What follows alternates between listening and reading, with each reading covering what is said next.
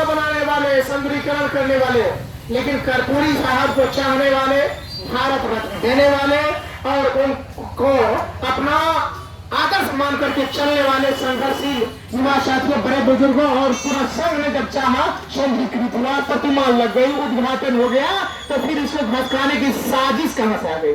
बात यहाँ आ रही है, इसके पीछे एक साजिश की बू आती है। ठीक है, हमारे दोनों महापुरुष हैं, दोनों महापुरुष को हम लोग सम्मान करते हैं, हमें अपने दिल में सजा करके सवार करके रखते हैं, लेकिन बहुत बेहतर बात तो ये भी है, जस्ट बगल में पटेल साहब का मैदान है, तो जहां मैदान वहां प्रतिमा, जहां मैदान वहां बगल में प्रतिमा हो जाए, सजा सभा करके बड़ा सा ग्राउंड बना लीजिए, अच्छा रहेगा, हम लोग भी जाएंगे, सेवा भी देंगे। लेकिन जब एक महापुरुष की प्रतिमा का उद्घाटन और विधि कि कोई व्यक्ति द्वारा आदरणीय जिलाध्यक्ष महोदय से आग्रह करेंगे। एक बात और 12 साल पहले 11 साल क्यों ने फोटो लगाया, जब मेरा फोटो आपत्ति क्यों संशोधन को हमने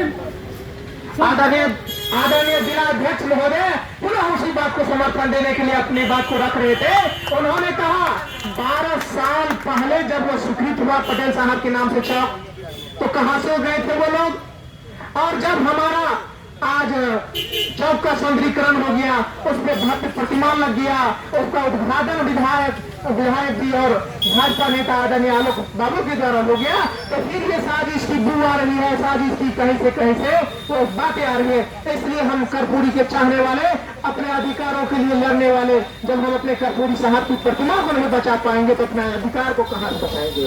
ये हम सभी के विचार में, और समझौता की बात कहां से आती है? क्यों हम दूसरे जगह चयन करेंगे? क्यों? सवाल भी पैदा नहीं, हम क्यों चयन करेंगे? जो प्रतिमा नहीं बना है, जिसका उद्घाटन नहीं हुआ है, जिनके नाम से योजना स्वीकृत नहीं हुआ है, उसके लिए जगह चयन की बात नहीं हो रही है। जिनका नाम हो रहा है, सब कुछ हो गया हुआ, जगह चयन कर ले, ये बात कैसे हो जाएगी? ये कैसे बात हो जाएगी? ये गोल मटोल बात होगी। इसलिए मैंने कुछ देर पहले भी आप लोगों से आश्वस्त किया था, विकी बाबू से, सभी गार्जियनों से, कि मैं 10 मिनट के लिए आप लोगों से छुट्टी लेकर के जिला परिषद जा रहा हूँ, वहाँ पर युवा उनकी बैठक हो रही है, और मैं सभी युवा साथियों और नेताओं को लेकर के आऊंगा। मैं आप लोगों के बीच पुनः उन सभी आदमी के साथ पुनः उपस्थित हुआ हूँ। और मैंने एक बात और कहा था आप लोगों से कि अगर लड़ने की बात आएगी, केस मुकदमे की बात आएगी, जेल जाने की बात आएगी, तो गौतम कृष्ण का नाम सबसे पहले लिखिए। और मैं कह रहा हूँ, आप लिखिए। हम पहले कहे, हमारे लिए पटेल साहब भी हमारे लिए आदर्श हैं, पटेल साहब भी हमारे लिए दिलों में बसते हैं, हमारे राष्ट्र नायक हैं, देश को बनाने वाले हैं। लेकिन बात जहाँ ये आती है विधि सम्मत बात की, जब विधि सम्मत बात आती है कि योजना का मान्य विधायक, एक विधायक जी अगर अज्ञानता में कर्पूरी साहब का नाम लिख रहे हैं, तो हम कैसे मानेंगे उनके द्वारा वो मंत्रित्व काल में किया गया हर काम सही जायज होगा, विधि सम्मत होगा?